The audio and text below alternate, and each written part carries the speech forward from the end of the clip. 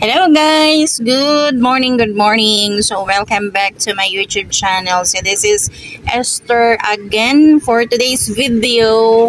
Ayan, meron po tayong panibagong na naman ulit tawag nito. Meron ako nito dati. Pagkatapos ngayon na stop kasi parang sa uso-uso din. Uso-uso na for this ilang months, ito yung uso for the kids.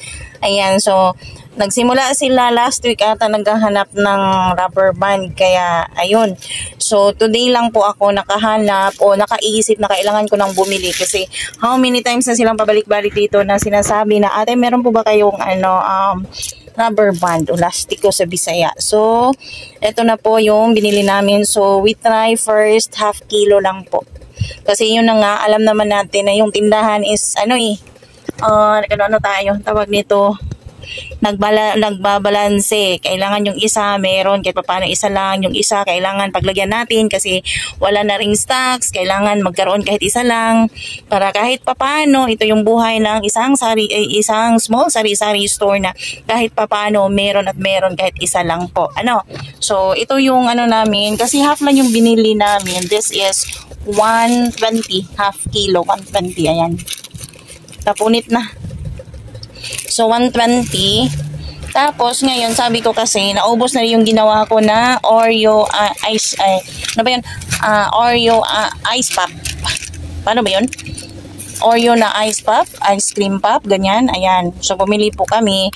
So, gagawin ko pa to today, kasi isa lang yung binili ko para makabili din ako. Merong pumunta dito na this one is 45 pesos yung isa, 45. Ito, meron ito siya at saka pastillas.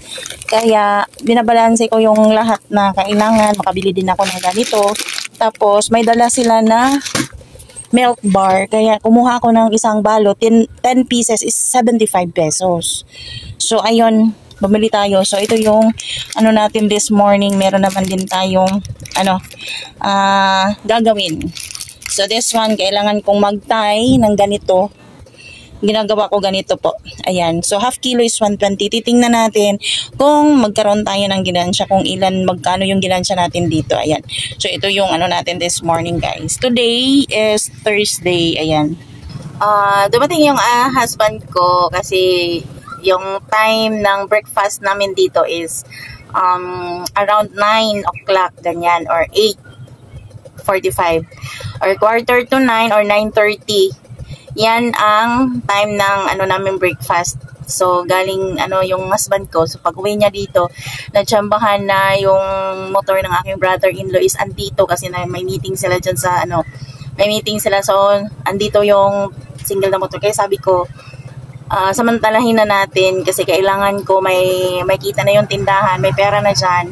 So, kailangan natin bumili ng rubber band kasi how many times na pabalik-balik yung mga estudyante na meron ba kaming rubber band. Last week pa hindi pa ako nakabili. So, ngayon lang ako nakabili ng rubber band.